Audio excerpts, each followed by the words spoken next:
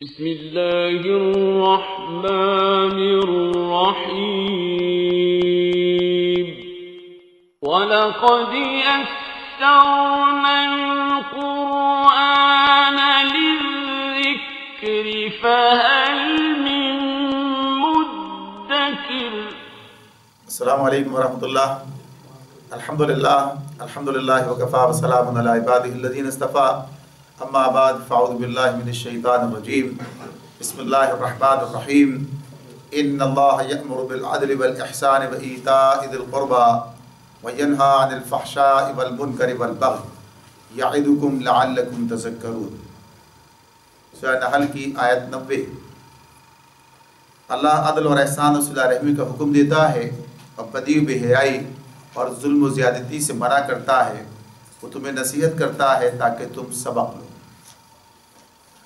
اس آیت کے تحت ہم نے کل بات شروع کی تھی اور عدل پر بات کر سکے تھے، اور اس ساتھ ہی بات یہ بھی ہو گئی تھی کہ اس آیت میں جو پیغامات ہیں، جو احکامات ہیں اور ان کی جو اہمیت ہے، اور اس آیت کو پھر ایک جامع آیت کے طور پر بیان کیا گیا ہے، اس کے بارے میں چند باتیں تھیں۔ آج جو موضوع اس کے حوالے سے ہمارے سامنے ہے کہ احسان کا موضوع۔ اللہ تمہیں عدل کا، احسان کا اور صلہ رحمی کا حکم دیتے ہیں۔ 3 چیزیں کرنی ہیں اور 3 چیزوں سے منع کرنے کی بات ہے۔ تو اس وقت ہم احسان کو اپنے سامنے رکھتے ہیں کہ احسان کا بھی اللہ تعالیٰ ہمیں حکم دیتا ہے احسان کرنے کا۔ احسان 2 معنوں میں استعمال ہوتا ہے۔ ویسے تو حسن سے ہے، یہ ہر خوشگوار چیز کے لیے بولا جاتا ہے، تو یہ 2 معنوں میں استعمال ہوتا ہے۔ اول یہ کہ دوسروں پر انعام کرنا، اور دوسرے یہ کہ اپنے فعل میں حسن پیدا کرنا، اور یہ چیز حسن عمل اور حسن علم اور حسن عمل سے پیدا ہوتی ہے۔ الذی احسن کل شیء خلقہ، سورہ سجدہ کی آیت ہے۔ اس میں اللہ رب العالمین کے بارے میں کہا گیا کہ جو چیز بھی اس نے بنائی خوب ہی بنائی، احسن کل شیء خلقہ۔ اور احسان یہ بھی ہے کہ دوسروں کو ان کے حق سے زیادہ دیا جائے اور خود اپنے حق سے کم پر راضی آدمی ہو جائے۔ تو غرض یہ کہ احسان سے مراد ہے نیک برتاؤ، فیاضانہ معاملہ، ہمدردانہ رویہ، رواداری، خوش خلقی، درگزر، باہمی مراعات، ایک دوسرے کا پاس و لحاظ، ایک دوسرے کو اس کے حق سے کچھ زیادہ دینا اور خود اپنے حق سے کچھ کم پر راضی ہو جانا۔ یہ عدل سے زائد ایک چیز ہے جس کی اہمیت اجتماعی زندگی میں عدل سے بھی زیادہ ہے۔ عدل اگر معاشرے کی اساس ہے تو احسان اس کا جمال اور اس کا کمال ہے۔ عدل اگر معاشرے کی ناگواریوں اور تلخیوں سے بچاتا ہے تو احسان اس میں خوشگواریاں اور شیرینیاں پیدا کرتا ہے۔ کوئی معاشرہ صرف اس بنیاد پر کھڑا نہیں رہ سکتا کہ اس کا ہر فرد ہر وقت ناپ تول کر دیکھتا رہے کہ اس کا کیا حق ہے اور وہ اسے کیسے وصول کر سکتا ہے، اور دوسرے کا کتنا حق ہے اسے بس اتنا ہی دے دے۔ تو اس اعتبار سے یہ کہ اس سے آگے بڑھ کر محبت، شکر گزاری، عالی ظرفی، ایثار اور اخلاص اور خیر خواہی کی قدریں پیدا ہونی چاہیے۔ اگر اس کے برعکس معاملات رہے تو پھر وہ معاشرہ ان قدروں سے محروم رہے گا، اور یہی قدریں ہیں جو دراصل زندگی میں لطف اور حلاوت پیدا کرنے والی ہیں اور اجتماعی محاسن کو نشوونما دینے والی قدریں ہیں۔ یہ تو ایک اس کی عمومی بات تھی۔ اسی کے ساتھ ذرا سی اس کی تفصیل میں ہم جائیں تو یہ بات ہمارے سامنے آتی ہے کہ اللہ رب العالمین قرآن مجید میں احسان کرنے کا حکم کتنا دیتے ہیں، اور اسی کے ساتھ ساتھ اس کی اہمیت کتنی بیان کی گئی ہے، اور یہ ہر آدمی کے لیے اس راستے پر چلنا ضروری ہے۔ سورہ بقرہ آیت 195 میں فرمایا وَأَحْسِنُوا إِنَّ اللَّهَ يُحِبُّ الْمُحْسِنِينَ، اور احسان کا طریقہ اختیار کرو، بے شک اللہ محسنین کو یعنی احسان کرنے والوں کو پسند کرتا ہے۔ سورہ اعراف میں اللہ تعالیٰ آیت 56 میں فرماتے ہیں إِنَّ رَحْمَةَ اللَّهِ قَرِيبٌ مِّنَ الْمُحْسِنِينَ، بے شک اللہ کی رحمت محسنین کے قریب ہے، یعنی جو نیک رویہ اختیار کرتے ہیں اللہ کی رحمت ان کے قریب ہے۔ سورہ عنکبوت میں آخری آیت ہے، آیت 69، اس نے فرمایا ہے وَإِنَّ اللَّهَ لَمَعَ الْمُحْسِنِينَ، کہ بے شک اللہ تعالیٰ محسنین کے ساتھ ہے۔ یہاں ان تینوں آیات کے اندر اللہ تعالیٰ کی محبت، اس کی رحمت اور اس کی معیت، اس کے ساتھ کی خوشخبری ہمیں دی گئی ہے۔ اور یہ کن لوگوں کے لیے ہے؟ تینوں جگہ پر اللہ تعالیٰ نے محسنین کی بات کی ہے کہ محسنین کے لیے اللہ تعالیٰ کی طرف سے یہ وعدہ ہے، یہ انعام ہے کہ اللہ تعالیٰ انہیں اپنی رحمت سے نوازے گا، اپنا ساتھ یعنی اللہ کا ساتھ ہونے کا مطلب یعنی اللہ کی مدد اور اس کی طرف سے نصرت اور اس کی یعنی اس کی مختلف معاملات کے اندر اس کی رہنمائی. تو غرض یہ کہ اس کی معیت ساتھ اس کا میسر ہوگا اور انسان اللہ تعالیٰ کا محبوب بھی بنے گا. تو ان 3 آیات میں اس طرح سے اس کو بیان کیا گیا. لیکن اس سے آگے بڑھ کر بھی اور چیزیں ہمارے سامنے جو آتی ہیں جو اس کی اس سے زیادہ اہمیت کو یہ تو انسان کے اور مزید اوصاف کے اندر اضافے کی بات ہے، لیکن یہ کم سے کم یعنی انسان کے لیے جو لازمی چیزیں اس اعتبار سے جب ہم دیکھتے ہیں تو یہ زیادہ اور ہمارے سامنے واضح ہو کر بات آتی ہے. اللہ رب العالمین نے سورہ بقرہ میں تذکرہ کیا ہے بنی اسرائیل کا، اور ان کے بارے میں آیت 111 میں اللہ تعالیٰ نے ذکر کیا ہے ان کا ایک جو زوم تھا اپنے بارے میں. وہ کہتے تھے وَقَالُوا لَن يَدْخُلَ الْجَنَّةَ إِلَّا مَنْ كَانَ هُودًا أَوْ نَصَارَىٰ، کہتے تھے کہ کوئی جنت میں نہیں جائے گا یہودیوں کے خیال کے مطابق جب تک وہ یہودی نہ ہو، اور عیسائیوں کے خیال کے مطابق جب تک وہ عیسائی نہ ہو. اللہ نے اس کا جواب تو دیا انہیں کہ ایسا نہیں ہے، اور بتا دیا ان کی بے بنیاد امیدیں ہیں، یہ ان کی خواہشات ہیں، ایسا نہیں ہو سکتا. بلکہ بتایا کہ جنت میں کون جائے گا. یعنی اس مقام پر آگے فرمایا تِلْكَ أَمَانِيُّهُمْ قُلْ هَاتُوا بُرْهَانَكُمْ إِن كُنتُمْ صَادِقِينَ، لاؤ کوئی دلیل اگر تمہارے پاس ہے اور اس معاملے میں اگر تم سچے ہو. پھر اللہ تعالیٰ کہتے ہیں بلا، یعنی کون جنت میں جائے گا اللہ تعالیٰ خود اس کے بارے میں بتاتے ہیں. بلا من اسلم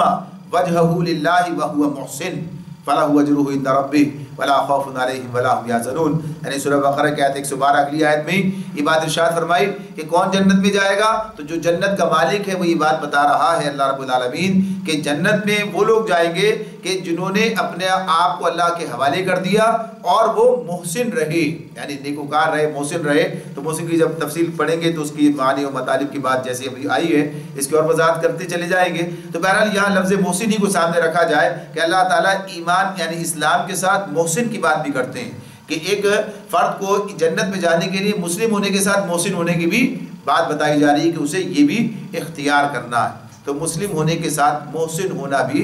ضروری ہے. اسی طرح اللہ تعالیٰ نے سورہ نساء کی آیت 125 میں ارشاد فرمایا ہے وَمَنْ أَحْسَنُ دِينًا مِّمَّنْ أَسْلَمَ وَجْهَهُ لِلَّهِ وَهُوَ مُحْسِنٌ وَاتَّبَعَ مِلَّةَ إِبْرَاهِيمَ حَنِيفًا وَاتَّخَذَ اللَّهُ إِبْرَاهِيمَ خَلِيلًا. اس میں اللہ تعالیٰ فرماتے ہیں اور اس شخص سے اچھا طریقہ زندگی کس کا ہوگا، اس شخص سے اچھا طریقہ زندگی کس کا ہوگا کہ جس نے سر تسلیم خم کر دیا، یعنی اپنے آپ کو اللہ کے حوالے کر دے. وہی بات جو پچھلی آیت میں 112 میں سورہ بقرہ میں آئی تھی کہ جو کہ اسلم وجہ للہ کی بات تھی، وہ یہاں پر ہے کہ جس نے اپنا چہرہ یعنی اپنی شخصیت اللہ کے حوالے کر دیا، یعنی گویا کہ اللہ کے آگے سر تسلیم خم کر دیا. اور پھر مزید کیا کہا وَهُوَ مُحْسِن، اور ہو وہ محسن، ہو وہ محسن، احسان کرنے والا، احسان کی روش پر چلنے والا. یعنی نیکوکار کا ترجمہ عام طور پر کر دیا جاتا ہے، لیکن بہرحال اس کا جو اپنا یہ جو لفظ ہے یہ اپنا تقاضا خود ہمارے سامنے رکھتا ہے کیا چیز سے مطلوب ہے. تو کہا وَهُوَ مُحْسِن، اور وہ محسن اور وہ ملت ابراہیمی کی پیروی کرے، وہ ابراہیم جسے اللہ نے اپنا دوست بنا لیا تھا. تو غرض یہ کہ یہاں بھی اللہ نے دونوں چیزیں مسلم کی بات بھی کی ہے، اسلم وجہ یہ بات کی ہے وجہ للہ، اور پھر وہو محسن ہونے کی شرط بھی ساتھ بیان کی ہے. تو جب ایسے بنیادی مواقع پر اللہ تعالیٰ احسان کو اختیار کرنے کا حکم دے رہے ہیں تو کیسے انسان سوچ سکتا ہے کہ یہ کوئی اضافی چیز ہے، ہو جائے تو بہت ہی اچھی بات ہے اور نہ ہو تو بھی کام چل سکتا ہے. یعنی اس معاملے میں یہ جو آیات ہمارے سامنے آ رہی ہیں دین کے معاملے میں اللہ نے کہہ دیا، اس میں واضح کیا وَمَنْ أَحْسَنُ دِينًا مِّمَّنْ أَسْلَمَ وَجْهَهُ لِلَّهِ وَهُوَ مُحْسِنٌ. یعنی اس میں دین کو بنیاد بنا کر یہ بات کی ہے اور پیچھے جنت کی بات کی ہے کہ بھلا من اسلم وجهه للہ وهو محسن، کہ جنت میں کون لوگ جائیں گے کہ جو اپنے آپ کو اللہ کے حوالے کر دے، مسلم ہو اور ساتھ ہی ساتھ کیا ہے وہ محسن بھی ہو، یعنی کام کو اس کا حق ادا کرنا، بہترین طریقے سے کرنا، یعنی یہ سب چیزیں جو محسن کے حوالے سے ہیں وہ سامنے آتی ہیں. تو ابھی تو ہم بات یہی کر رہے ہیں کہ اس کا دین میں مقام یعنی اس کی حیثیت جو ہے اس طرح سے آدمی کے سامنے رہے. اچھا ایک اور بات اگر اس کا ایک اور پہلو اپنے سامنے رکھیں تو وہ اور زیادہ اس سے زیادہ جو ہے گویا کہیے کہ ہمارے سامنے وضاحت کرتا ہے. سورہ کہف آیت 7 میں بھی بات آئی ہے اور سورہ ملک آیت 2 میں بھی بات آئی ہے. سورہ کہف میں اللہ تعالیٰ فرماتے ہیں اِنَّا جَعَلْنَا مَا عَلَى الْأَرْضِ زِينَةً لَهَا لِنَبْلُوَهُمْ أَيُّهُمْ أَحْسَنُ عَمَلًا. ہم نے یہ جو کچھ سر و سامان یعنی واقعہ یہ ہے کہ جو کچھ سر و سامان بھی زمین پر ہے اس کو ہم نے زمین کی زینت بنایا ہے تاکہ ان لوگوں کو آزمائیں کہ ان میں کون بہتر عمل کرنے والا ہے. کیا بات ہوئی ہے؟ احسن عملا، یعنی اس لفظ کو بھی اگر سامنے رکھا جائے، احسن کی بات آ رہی ہے سامنے ہمارے، تو اس میں کہا کہ احسن عملا، کہ کون اللہ تعالیٰ آزمائش کس میں کر رہے ہیں؟ لیبلوہم ایہم احسن عملا، کہ ہم ان کی آزمائش کریں، لنبلوہم ایہم احسن عملا، ہم ان کی آزمائش کریں کہ ان میں کون جو ہے وہ اچھا عمل کرنے والا ہے، لنبلوہم ایہم احسن عملا۔ اسی طرح آپ دیکھیے سورہ ملک کی آیت 2 میں کہا الذی خلق الموت والحیات لیبلوکم ایکم احسن عملا۔ اللہ تعالیٰ پھر یہ بات اس طرح بیان کر رہے ہیں کہ اللہ نے، یعنی وہی ذات ہے جس نے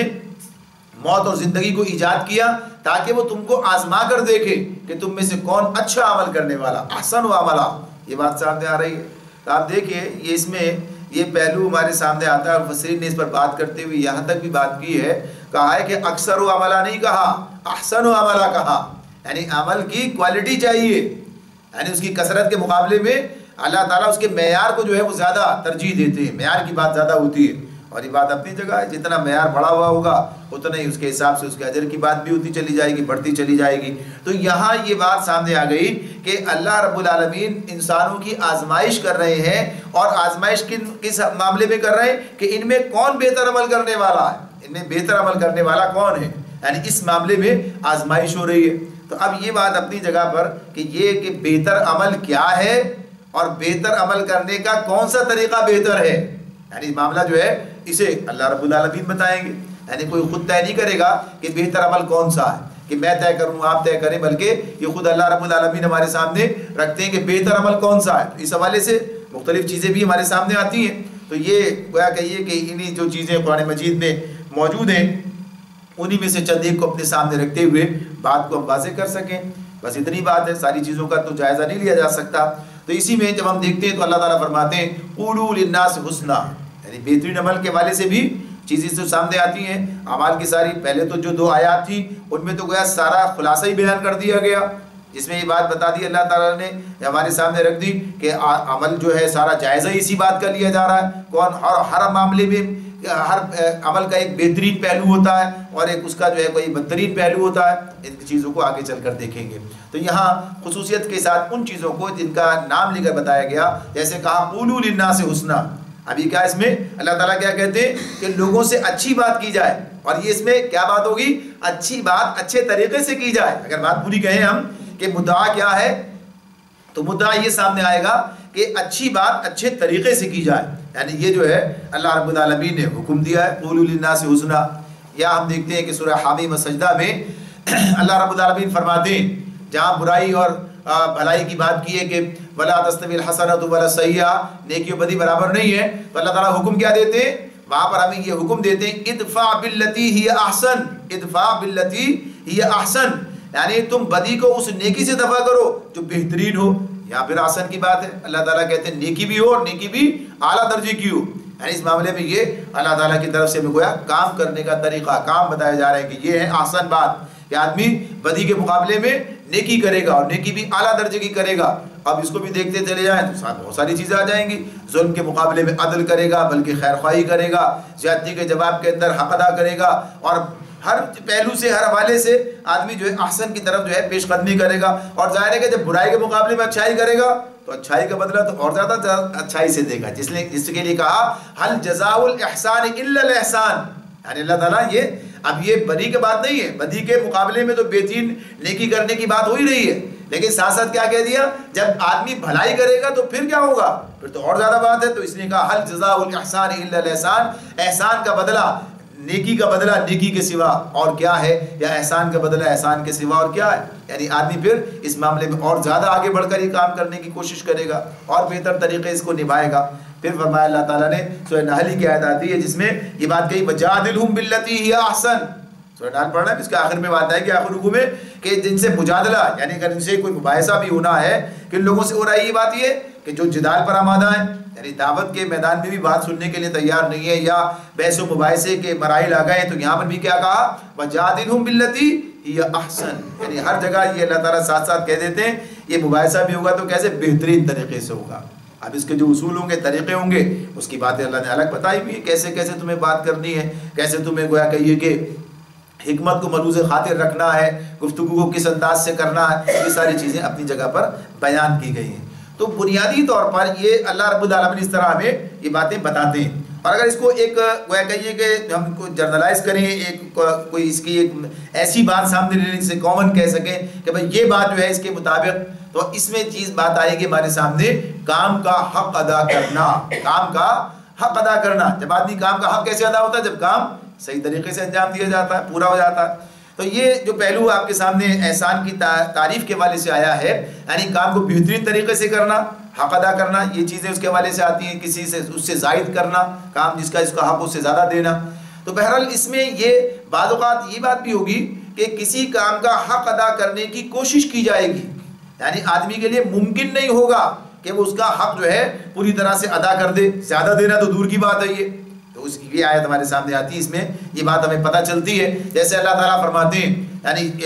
کسی بھی کام کے لیے کہ اس کا حق ادا کیا جائے اور اس کو انتہائی اعلیٰ اور معیاری درجے تک لے کے جایا جائے، تو فرماتے ہیں الذین آتیناہم الکتاب یتلونہ حق تلاوتہ۔ سورہ بقرہ میں اللہ تعالیٰ فرما رہے ہیں کہ الذین آتیناہم الکتاب، جنہیں ہم نے کتاب دی ہے وہ اس کی تلاوت ایسے کرتے ہیں جیسے تلاوت کرنے کا حق ہے، یتلونہ حق تلاوتہ، تو حق ادا کرنا۔ یا اسی طرح اللہ رب العالمین کہتے ہیں اتقوا اللہ حق تقاتہ، سورہ آل عمران کے اندر آیت 102 میں اللہ نے یہ بات ارشاد فرمائی ہے، یعنی آیت کے ٹکڑا بیچ میں سے ہم نے لیا ہے۔ اس میں اللہ تعالیٰ کہتے ہیں یا ایھا الذین آمنوا اتقوا اللہ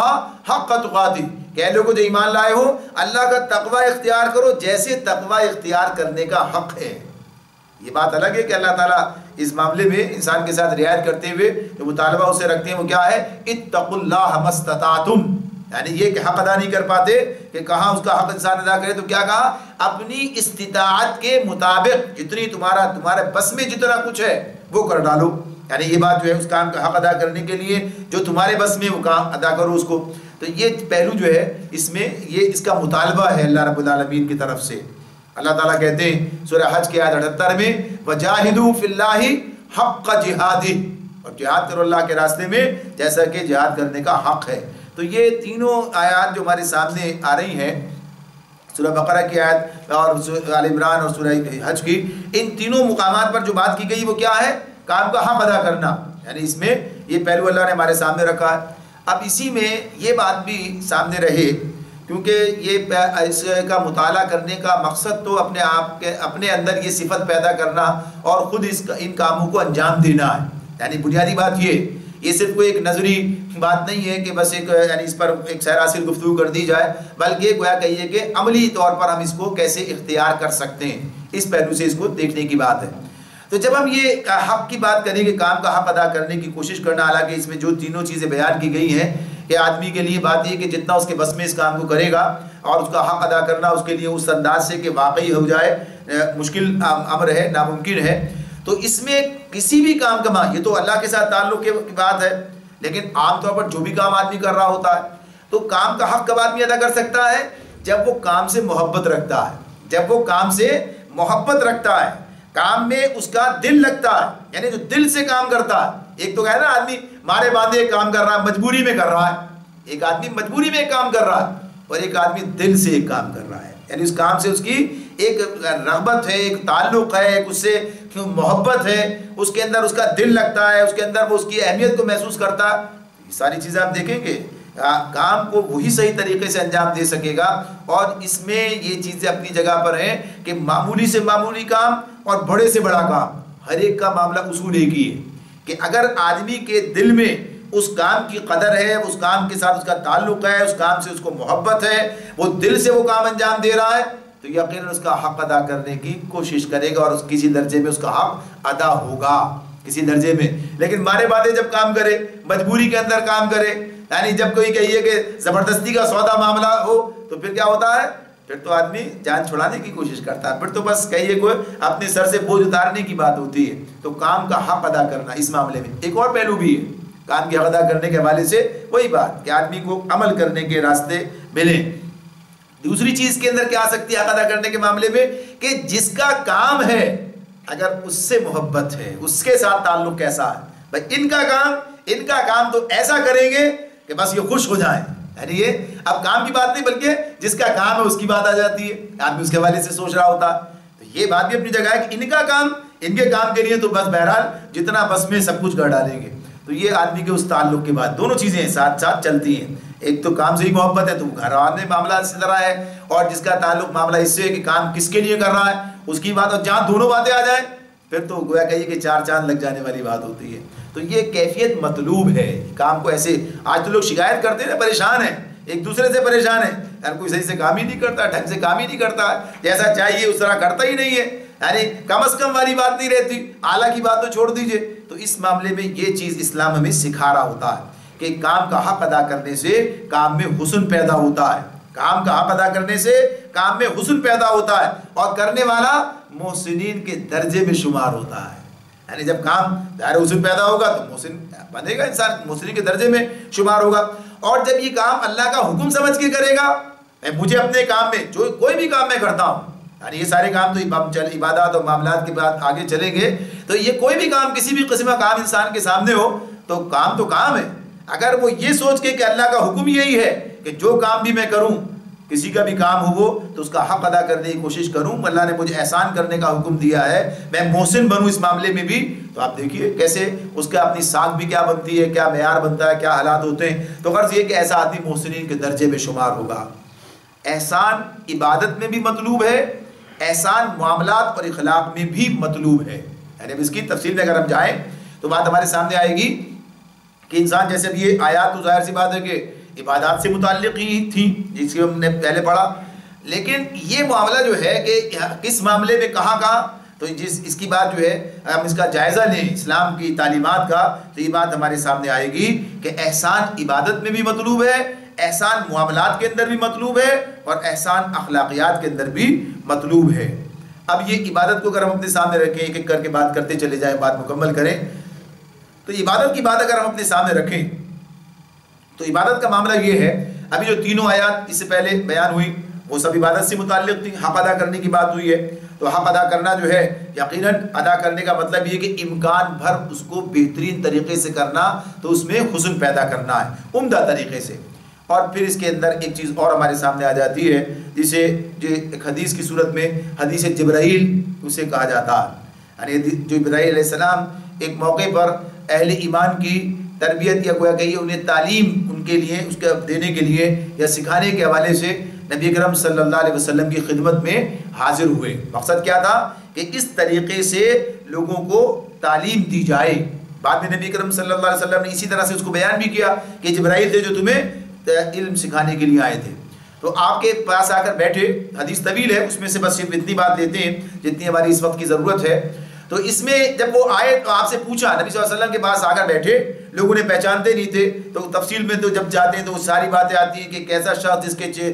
کپڑوں پر کوئی سفر کی علامت نہیں ہے، پہچانتے بھی نہیں ہے، ظاہر باہر سے آیا ہے، کہاں سے آیا ہے، اور اس زمانے کے سفر جتنے آدمی پتہ چلتا تھا کہ مسافر ہے، تو غرض یہ کہ یہ ساری علامات انہوں نے محسوس کی، تو کہا کہ آ کر بیٹھے، نبی صلی اللہ علیہ وسلم کے زانو سے زانو ملا کے بیٹھے، اور آگے پوچھا اور سوال کیا کہ اسلام کیا ہے، آپ سے پوچھا اسلام کیا ہے، آپ سے پوچھا ایمان کیا ہے، یعنی سارے سوالات آپ سے کیے، آپ نے جوابات دیے، اور اسی میں پھر یہ سوال بھی کیا کہ قال مل احسان، احسان کیا ہے، یعنی پھر یہ سوال بھی کیا، اور انہوں نے کہا کہ مل احسان، احسان کیا ہے، تو نبی کرم صلی اللہ علیہ وسلم نے اس کے جواب دیا کہ ان تعبد اللہ کأنک تراہ،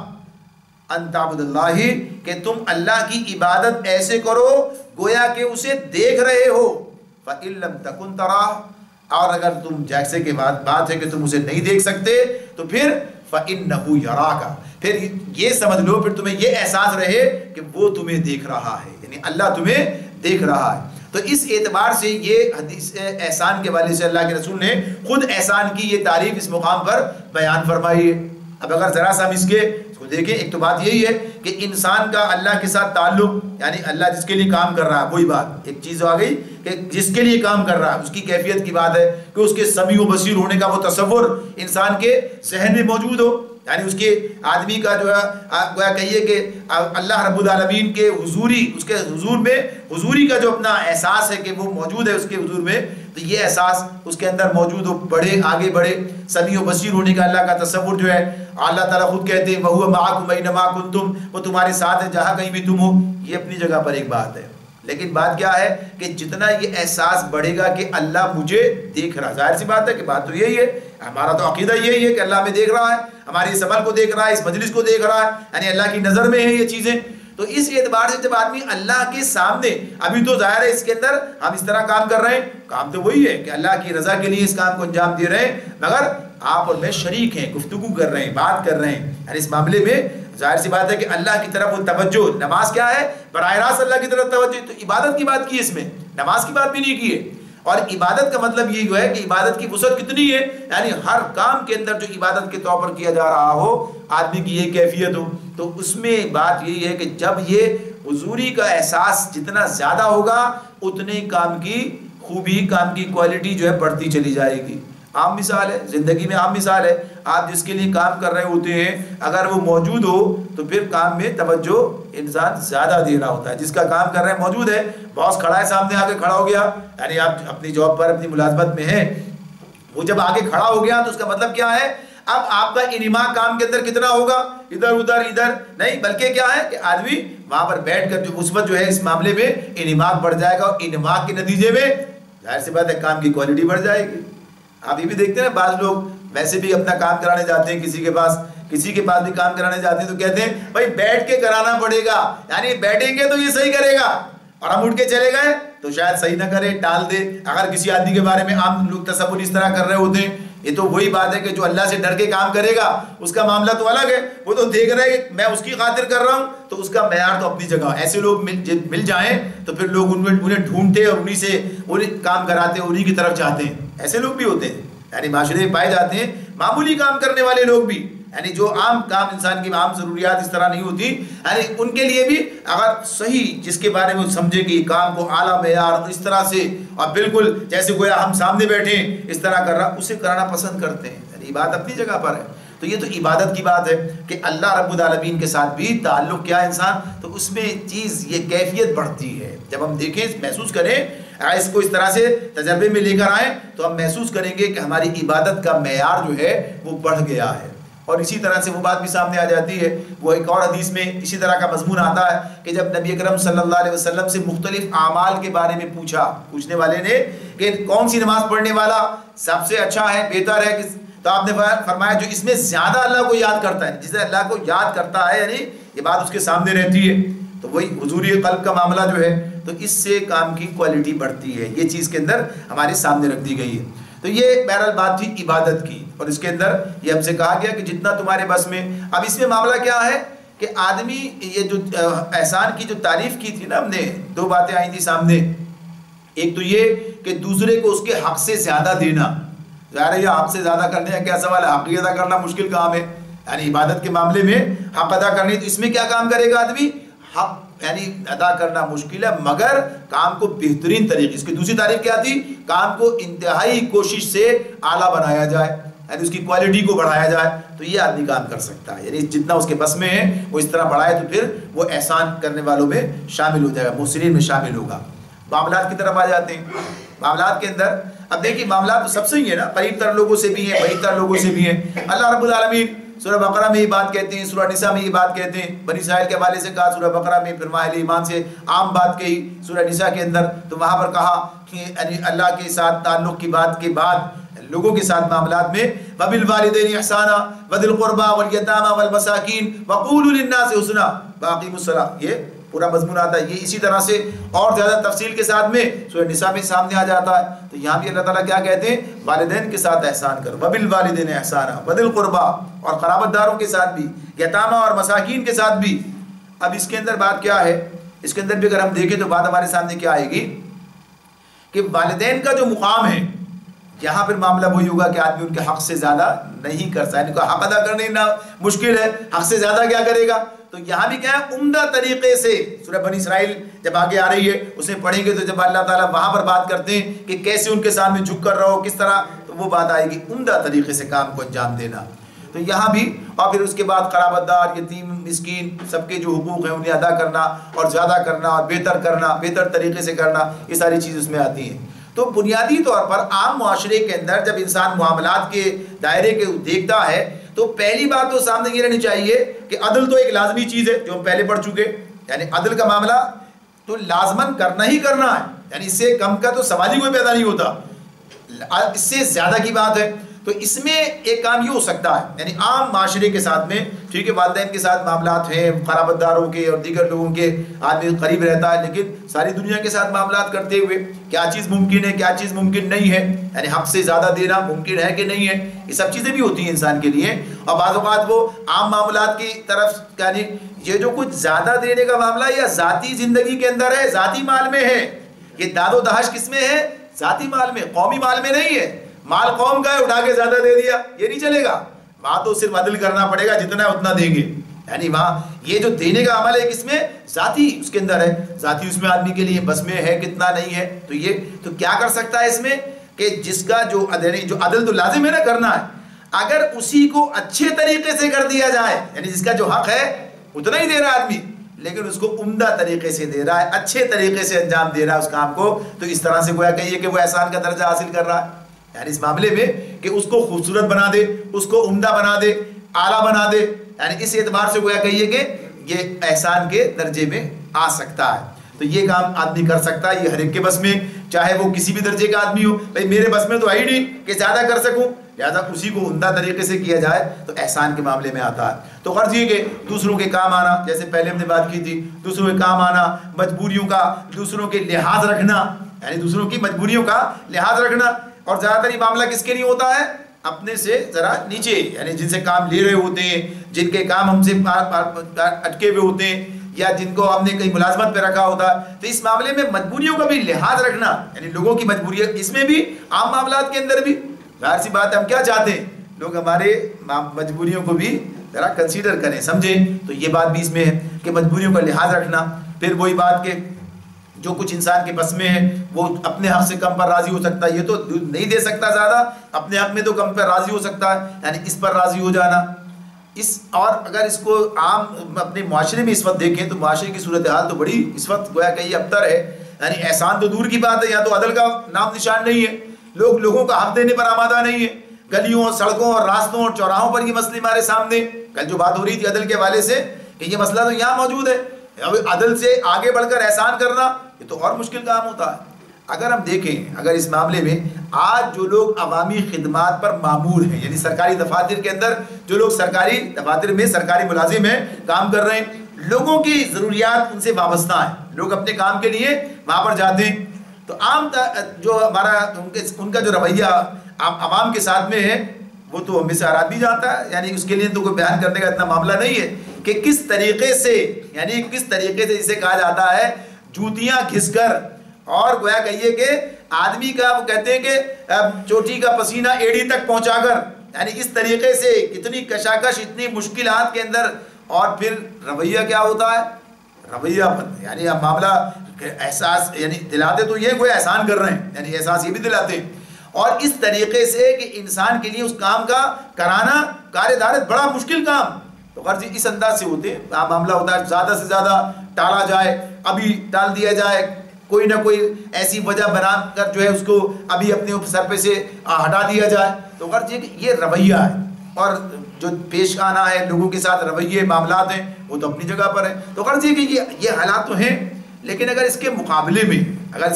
میں ہم یہ دیکھیں کہ ہم تو کرنے والے ہیں، سرکاری کام کر رہے ہیں، تنخواہ بھی وہاں سے پاتے ہیں، اگر وہ یہ رویہ اختیار کریں، یعنی تھوڑا سا اپنے آپ کو بدل دیں کہ لوگوں کا خیر مقدم کیا جائے. جب کوئی کسی سرکاری دفتر میں جائے اور اس کا وہاں پر خیر مقدم ہو،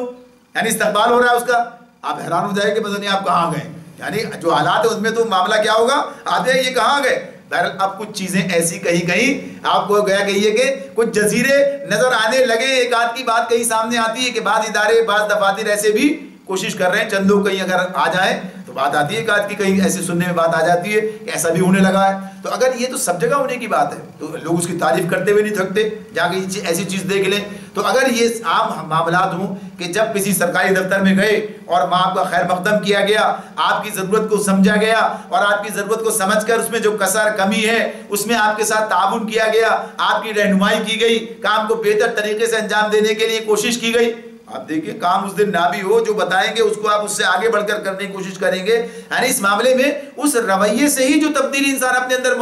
محسوس کرے گا، اور کتنا اس کے لیے اس کے دل میں تشکر کا جذبہ پیدا ہوگا، کیسی دعائیں اسے ملیں گی. یعنی اب تو گویا کہ یہ بد دعائیں لینے کا سارا انتظام کر رہے ہوتے ہیں لیکن اس صورت میں کیا ہے، تو اگر یہ ذرا معاملہ تو صرف کام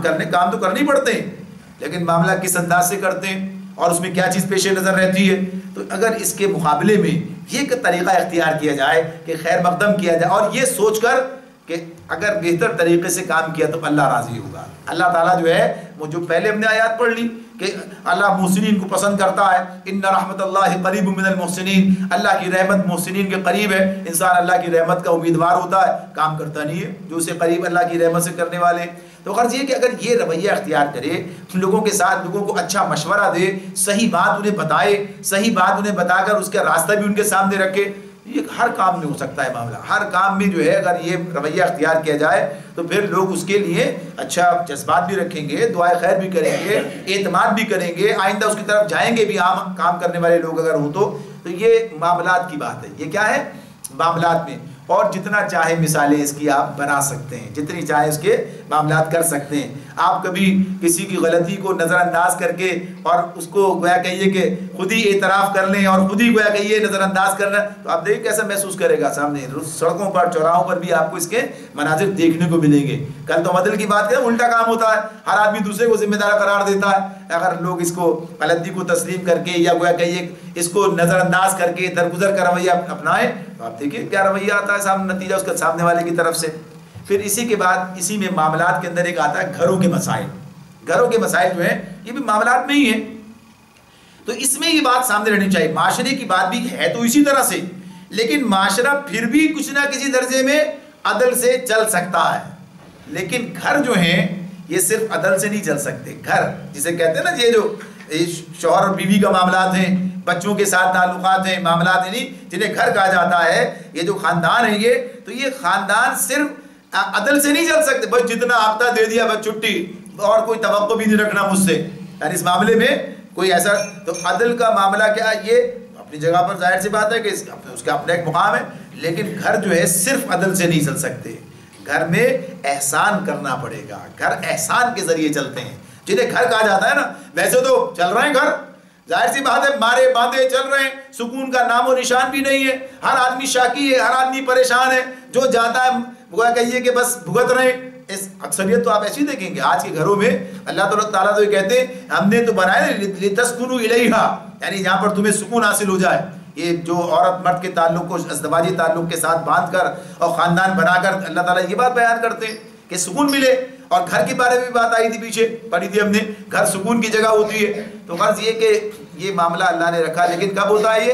جب احسان کا معاملہ. ورنہ تو عام طور پر صورتحال کیا ہے جو ہم دیکھ رہے ہوتے ہیں کہ اکثر جگہ یہ معاملات اس کے برعکس پائے جاتے ہیں، اور اس کی وجہ یہ ہوتی ہے کہ وہاں عدل بھی نہیں ہو رہا ہوتا ہے. احسان تو دور کی بات ہے، لیکن یہاں پر یہ بات واضح رہنی چاہیے کہ عدل ہی مطلوب نہیں ہے بلکہ احسان بھی مطلوب ہے. یہ بھی اللہ کا حکم ہے نا، ان اللہ یامر بالعدل والاحسان. تو ہر معاملے میں تو گھر میں تو بدرجہ کہیے کہ زیادہ اس کے اندر جو ہے بدرجہ عدم چاہیے، زیادہ چاہیے کہ اس کام کو انجام دیا جائے. تو گھروں کے اندر جو ہم معاملات کرتے ہیں، چاہے یہ کسی بھی تعلق کوئی بھی رشتہ آپ سامنے رکھیں، چاہے شوہر اور بیوی کا رشتہ سامنے رکھیں، چاہے آپ بچوں کے ساتھ والدین کا رشتہ سامنے رکھیں، اور جتنے رشتے گھروں کے اندر ہوتے ہیں، بہن بھائیوں کے رشتے ہوتے ہیں اور نند بھاوجوں کے رشتے ہوتے ہیں، یعنی سارے رشتے گھروں کے اندر پائے جاتے ہیں. ان سارے رشتوں کو اگر سامنے رکھا جائے تو آپ کو اس میں یہ چیزیں محسوس ہوں گی کہ یہ رشتے اسی وقت اپنے صحیح اس پر قائم رہتی ہے، اس کے اثرات سامنے آتے ہیں اور محبت آگے بڑھتی ہے. جبکہ احسان کا آدمی شعوری طور پر ارادہ کر لے، یعنی اس کو اختیار کرے. گھروں میں بڑا ایک عام مسئلہ کیا ہوتا ہے؟ گھروں میں ایک بڑا مسئلہ کام کا مسئلہ ہوتا ہے. یعنی کام کے معاملے میں لوگ بڑے یعنی گویا کہیے کہ پریشان ہوتے ہیں. یہ مسائل جو بنتے ہیں گھروں میں عام طور پر ان کی بنیاد، ان کی طے میں یہ چیزیں موجود ہوتی ہیں. اس میں اگر ہم دیکھتے ہیں ویسے عام گھروں میں، چھوٹے گھر میں دیکھ لیے، بچوں کے اندر معاملہ ہے تو کسی کو چھوٹا ہونے پر شکوہ ہوتا ہے. بھائی میں چھوٹا ہوں لہٰذا ہر آدمی مجھے سے کام کہتا ہے، میں چھوٹا ہوں لہٰذا سب مجھے کے سارے سب مجھے پر افسری کرتے ہیں. اور کوئی بڑا ہوتا ہے تو وہ بڑا ہونے پر نالا ہوتا ہے، وہ کہتا ہے لو صاحب چونکہ میں بڑا ہوں اس لیے ساری ذمہ داریاں میری ہیں، سب کچھ مجھے ہی کرنا ہے. یعنی یہ الفاظ آپ کو سننے میں آتے ہیں، آپ ملتے ہیں، آپ دیکھتے ہیں گھروں میں یہ چیزیں سامنے آتی ہیں. تو کوئی چھوٹا ہونے پر، کوئی بڑا ہونے پر، حالانکہ بات یہ ہے کہ بہرحال کام کرنے کے لیے جو آدمی کے بس میں ہوگا وہی کرے گا، کام تو لوگ کرتے ہی ہیں. تو یہ ایک مسئلہ جو ہے وہ کہیے کہ سامنے آتا ہے. یعنی یہ چیز اسی کو اس سے بھی اس طرح دیکھا جائے مسائل کے اعتبار سے. پھر ہم یہ دیکھتے ہیں خواتین کے معاملے میں اور زیادہ یہ بات سامنے آتی ہے، یعنی وہاں جو معاملات ہوتے ہیں وہاں بھی یہ سارے مسائل پیدا ہو جاتے ہیں کہ کام کے معاملات، کیا کہیے کہ نند کو بھاوا سے شکایت ہے، اس کو اس سے شکایت ہے، ساس کو بہو سے شکایت ہے، ماں کو بیٹی سے شکایت ہے، یعنی یہ بھی اس حد تک بھی بات ہوتی ہے، ماں کو بیٹی سے شکایت ہے، بیٹی جو ہے وہ بہنوں کو بہنوں سے شکایت ہے، یعنی ساری چیزیں بھائیوں سے شکایت ہے، یہ سارے معاملات سامنے آتے ہیں۔ اور اس کی وجہ یہی ہوتی ہے، وجہ یہ ہوتی ہے کہ ہر آدمی سوچتا ہے بھائی ایک تو بات یہی کہ میں کسی کا کام کیوں کروں، میں کسی کا کام کیوں کروں۔ دو مسائل عام طور پر ہوتے ہیں گھروں کے اندر کہ یا کسی بھی اجتماعیت میں، کوئی بھی اجتماعیت ہو، ایک تو کام یہ معاملہ یہ ہوتا ہے کہ بعض کام ایسے نکل آتے ہیں جو کسی کی ذمہ داری میں نہیں ہوتے، کام بانٹ دیا آپ نے، اس کا کام اس کا کام اس کا کام، بعض اوقات ایسے کام نکل آئے کسی کی ذمہ داری میں نہیں ہے، ہم کیوں کریں، ہماری تو ذمہ داری نہیں ہے یہ۔ اب یہ رویہ کیا ہے، یہ بھائی ہماری ذمہ داری تو نہیں ہے یہ، بے شک آپ کی ذمہ داری کسی نے لگائی نہیں ہے یہ، لیکن بات یہ ہے کہ اس موقع پر آدمی اگر اپنے آپ کو کس مقام پر رکھنا چاہتا، یعنی یہی کہ ہمیں کسی سے کوئی واسطہ نہیں، کوئی غرض نہیں، کوئی ہمارا تعلق نہیں، جس کا وہ خود دیکھے، ہمیں کیا کرنا لینا دینا، تو ٹھیک ہے ہو سکتا ہے۔ اگر اپنا گھر نہیں ہے تو آدمی اس طرح کام کرتا ہے، حالانکہ اپنے گھر میں بھی اسے، باہر بھی اسے یہ کام نہیں کرنا چاہیے، یہ رویہ نہیں اپنانا چاہیے۔ پھر اسی طرح سے یہ معاملہ بھی ہوتا ہے کہ پتہ چلا ایک آدمی موجود نہیں ہے، ایک آدمی کہیں چلا گیا ہے، بیمار ہو گیا ہے، کوئی اور مسئلہ، اب اس کا کام بھی آ گیا سامنے، اب یہ کام بھائی اس کا کام میں کیوں کروں، اس کا کام ہے خود ہی کا، جیسے بھی کو کر کے جانا چاہیے، فلاں ہونا چاہیے، یہ چیزیں ہونی چاہیے، ایسے عام قسم کے معاملات حالات ہیں یہ۔ لیکن بعض گھر ایسے بھی ہوتے ہیں کہ جہاں اس قسم کے مسائل نہیں ہوتے، بھائی کوئی کام ہے لائیے میں کروں گا آپ کا کام، یعنی یہ کام دیکھیے کام تو سبھی کرتے ہیں، سب گھروں میں کام ہوتے ہیں، ایسا نہیں ہوتا پڑے رہے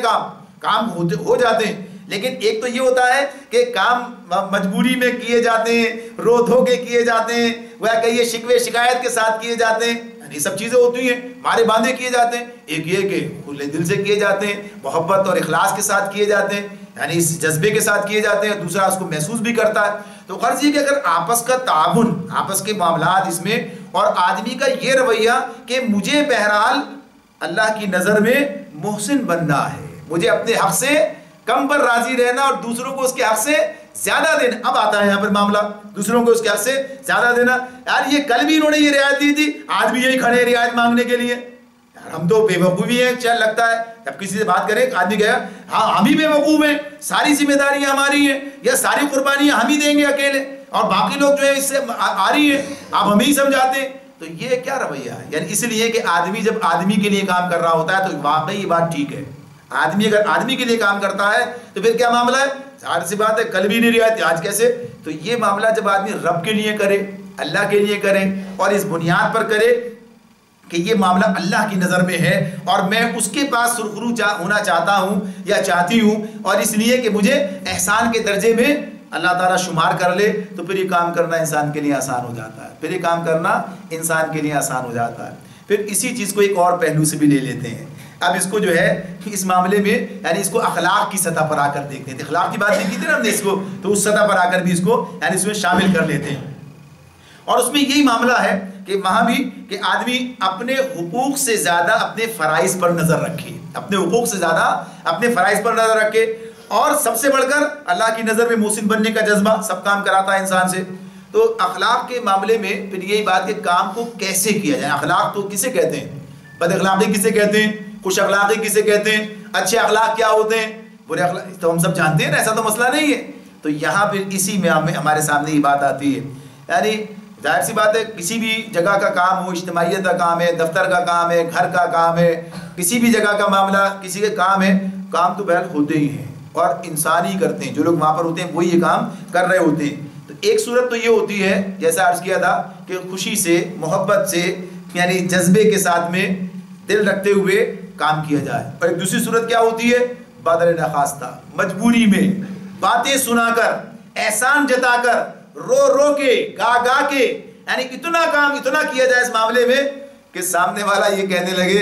اس سے تو بہتر تک نہ ہی کرتے۔ یعنی بعض اوقات ایسا بھی ہوتا ہے، بعض اوقات ایسا بھی ہوتا ہے، گھروں میں ہوتا ہے، آدمی خود محسوس کرتا ہے بعد میں یار زیادہ ہو گیا معاملہ، غلط ہو گیا یہ، یعنی لوگ کہہ رہے ہوتے ہیں کہ یہ آپ نے اتنا، بعض اوقات ایسا بھی ہوتا ہے کوئی غلطی کر رہا ہوتا ہے، ساری چیزیں آپ اس کے بعد بھی کام کر رہے ہوتے ہیں، کچھ کر دیتے ہیں، لیکن اتنی باتیں، تو اس میں کیا معاملہ ہے کہ بعض اوقات بات اتنی آگے چلی جاتی ہے کہ لوگ کہتے ہیں کہ اس سے بہتر تھا نہ کرتے، یعنی جتنا اس معاملے میں اس کو خراب کیا ہے، اتنا احسان جتایا ہے، جتنی باتیں سنائی ہیں، جتنا یہ اس کے اوپر تنقید کی گئی ہے، تو یہ سب بھی کیا ہے، یہ بد اخلاقی کی طرف چلا گیا. کیا یہ یعنی اخلاقیات میں آدمی کس مقام پر کھڑا ہو گیا جا کے. اللہ رب العالمین کیا کہتے ہیں، یعنی یہ جو تکلیف دہ صورتحال ہے اس کے بارے میں اللہ تعالیٰ کیا کہتے ہیں. آپ دیکھیے قرآن مجید میں سورہ بقرہ میں اللہ تعالیٰ ارشاد فرماتے ہیں یا ایھا الذین آمنوا لا تبطلوا صدقاتکم بالمن والاذی. اور پھر آگے کی بات دیکھیں تو آگے تو اور بھی زیادہ بات کہ اس کو ملایا کس سے، کالذی ینفق مالہ رئاء الناس ولا یؤمن باللہ ولا بالیوم الاخر، یعنی پھر اس سے ملا دیا اللہ نے کہ جو لوگوں کو دکھانے کے لیے کرتا ہے، اللہ پر ایمان رکھتا ہے نہ آخرت پر ایمان، اس کی طرح سے معاملہ ہو گیا. تو پہلے جو اصل بات تھا، اصل جملہ ہے وہ کیا ہے، یا ایھا الذین آمنوا، اے لوگو جو ایمان لائے ہو، لا تبطلوا صدقاتکم، اپنے صدقات کو ضائع نہ کر دو، لا تبطلوا صدقاتکم بالمن والاذی، احسان جتا کر اور دکھ دے کر، احسان جتا کر اور دکھ دے کر. بھائی صدقہ کیا ہے یہ، اگر آپ نے اپنا ان کی مزدوری دی ہے، صدقہ تھوڑی ہے، یعنی اس سے زیادہ کام ہے نا یہ. بھائی یہ کام میرے ذمہ نہیں تھا، آپ کو یہ کام میں نے کیا ہے، یہ بھی صدقہ ہے، یہ بھی صدقہ ہے. صدقہ کیا ہے، لوگوں کے کام آنا. یہ وہ حدیث ہمارے سامنے کبھی آپ دیکھیے کہ اس میں اللہ کے رسول نے یہ کہا ہے کہ لوگوں کا بوجھ اٹھا دینا، کام کا بوجھ اٹھا لیجئے، لوگوں کا ہاتھ بٹا دینا، یہ بھی صدقہ ہے. یہ تو ہر چیز تو کیا کہا کہ یا ایھا الذین آمنوا، اے لوگو جو ایمان لائے ہو، لا تبطلوا صدقاتکم، اپنے صدقات کو باطل نہ کر دو، برباد نہ کر دو. کس طرح، بالمن والاذی، احسان جتا کر اور دکھ دے کر. تو اگر یہ کام کر دیا تو کیا ہوا، ضائع ہو گیا، بیکار ہو گیا. یعنی اللہ کے پاس کوئی عذر نہیں ہے اور بندے کے پاس بھی نہیں ہے. وہ بھی کہے گا صاحب کیا تو کیا کیا. یعنی کہتے ہیں نا، وہ دودھ دیا مینگنی بھی ڈال دی اس کے اندر. بھائی دودھ مینگنی والا دیا، یہ کہتے ہیں نا یہ مینگنی دودھ ہے مگر مینگنی والا، تو وہ حیثیت ختم ہو گئی، اب اس کی قدر ختم ہو گئی، اب اس کی منزلت ختم ہو گئی، اب دل میں احساس اس کا اس طرح نہ رہا، بلکہ الٹا ایک گرہ اور پڑ گئی کہ اس طرح سے کیا ہمارے ساتھ. اللہ تعالیٰ کیا کہتے ہیں اس معاملے میں، اور زیادہ اس طرح توجہ دلاتے ہوئے کہتے ہیں قول معروف و مغفرۃ خیر من صدقۃ یتبعها اذی واللہ غنی حلیم. اسی مضمون میں سورہ بقرہ میں جائیے، انفاق کی بات ہو رہی، وہیں پر یہ اصول ضابطے ہیں. تو کیا کہا، قول معروف، ایک اچھی بات، ایک میٹھی بات، ایک اچھا قول جو ہے، قول معروف و مغفرہ، اور کسی ناگوار بات پر ذرا سی چشم پوشی. قول معروف و مغفرہ خیر من صدقۃ یتبعها اذی، اس صدقے سے بہتر ہے جس کے پیچھے دکھ ہو، جس کے پیچھے اذیت ہو. یعنی وہی بات جو پہلے گزری، یعنی جس کے ساتھ یہ کام کیا جائے اس سے بہتر کیا ہے. صدقے میں تو کچھ کرنا پڑتا ہے نا، یہ صدقے میں تو کرنا پڑتا ہے، چاہے مال خرچ کرے، چاہے کام کرے، جو بھی کچھ کرے، کام کرتا ہے آدمی تو یہ کرنا پڑتا ہے. اس میں کیا ہے، قول معروف و مغفرہ، اس کے اندر آدمی کر کچھ نہیں رہا، اچھی بات، ایک اچھی بات، اچھے طریقے سے بات کرنا، اور کسی ناگوار بات پر ذرا سی چشم پوشی اس خیرات سے بہتر ہے، اس صدقے سے بہتر ہے جس کے پیچھے دکھ ہو. تو اتنا اللہ تعالیٰ ہم سے کہتے ہیں. پھر کہتے ہیں بے شک اللہ جو ہے، اللہ غنی حلیم، اللہ بے نیاز ہے اور بڑا حلم والا ہے. یعنی اس کی جو صفت ہے، تو ان صفات سے اپنے اندر بھی کچھ رہنمائی لو، کچھ اس کا عکس تمہاری زندگی کے اندر بھی آ جائے. تو غرض اس میں جو چیز ہمارے سامنے آ جاتی ہے کہ یہ سارے پہلو کس درجے میں آتے ہیں، سب احسان کے معاملے میں آتے ہیں. کہ انسان شعوری طور پر جب اپنے آپ کو اس طریقے سے تیار کرے کہ وہ محسن بننا چاہتا ہے، اور وہ بات پھر پیچھے پہلے ہمارے سامنے آ چکی ہے کہ جس میں محسن بننا کتنا ضروری ہے، یعنی محسن بنے بغیر کام نہیں چل سکتا ہے. اور یہ ساری باتیں قرآن کی صورت میں ہمارے سامنے ہیں، نبی صلی اللہ علیہ وسلم کے ارشادات کی صورت میں سامنے ہیں. یعنی اس کے اندر وہ پہلو ہمارے سامنے آ رہے ہیں جس میں ہمیں یہ رہنمائی مل رہی ہے کہ یہ کام تو ہمیں کرنا ہی چاہیے، یہ کام ہمیں کرنا ہی چاہیے. بعض اوقات ہم یہ کام کرتے بھی ہیں، لیکن اس کام کو اللہ کے لیے کرنا، اللہ کی خاطر کرنا، پھر انسان کے لیے کام آسان ہو جاتے ہیں، پھر انسان یہ کام جو ہے بہترین طریقے سے انجام دینے لگتا ہے، پھر انسان جو ہے اس کام سے تھکتا نہیں ہے، پھر اسے جو ہے اس سے تکلیف نہیں ہوتی، تھکن نہیں ہوتی، پھر اس سے پریشان نہیں ہوتا وہ کہ اس معاملے میں اسے پریشانی لاحق ہو جائے کہ یہ معاملات کس طرح سے ہیں اور کیسے وہ یہ کام کرے. بلکہ یہ ذرا سی جو چشم پوشی ہے کہ یہ جو میٹھا بول ہے یہ زندگی میں مٹھاس پیدا کر دیتا ہے. میٹھا بول، یہ بات ہے نا، قول معروف کا اس کو ترجمہ مولانا نے کیا، میٹھا بول، تو کیا یہ زندگی میں مٹھاس پیدا کر دیتا ہے. ذرا عفو درگزر سے کام لے کر دیکھیے، ذرا نظر انداز کر کے دیکھیے، ذرا زندگی میں لوگوں کے ساتھ اچھی طرح پیش آ کر دیکھیے، اچھے برتاؤ کر کے دیکھیے، زندگی کتنی خوشگوار ہو جائے گی. آج ہم نے اپنی زندگی کو اتنا گویا کہ یہ مشکل بنا لیا ہے اور اتنا بے سکونی اور اتنی گویا کہ یہ مسائل کا شکار بنا لیا ہے، اس کی وجہ کیا ہے؟ عدل کا بھی نہ ہونا اور اس سے آگے بڑھ کر احسان کا بھی نہ ہونا۔ اگر یہ عدل اور احسان کی ہدایت پر ہم عمل شروع کر دیں اپنی زندگی کے اندر کہ ہم عدل بھی کریں گے جہاں عدل کی ضرورت ہے اور اس سے آگے بڑھ کر احسان بھی کریں گے، وہی عدل احسان بن جائے گا اگر عمدہ طریقے سے کیا جائے، تو یقینی طور پر دنیا میں بھی ہمیں اس کا بہترین فائدہ جو ہے وہ حاصل ہو جائے گا، اور اصل فائدہ آخرت کا ہے کہ اللہ راضی ہوگا، اللہ نے جو وعدے محسنین کے ساتھ کر رکھے ہیں جنت کے، وہ ہمارے حق میں بھی پورے ہوں گے۔ اللہ تعالیٰ میں سمجھنے اور عمل کرنے کی توفیق عطا فرمائے۔ وآخر دعوانا ان الحمد للہ رب العالمین۔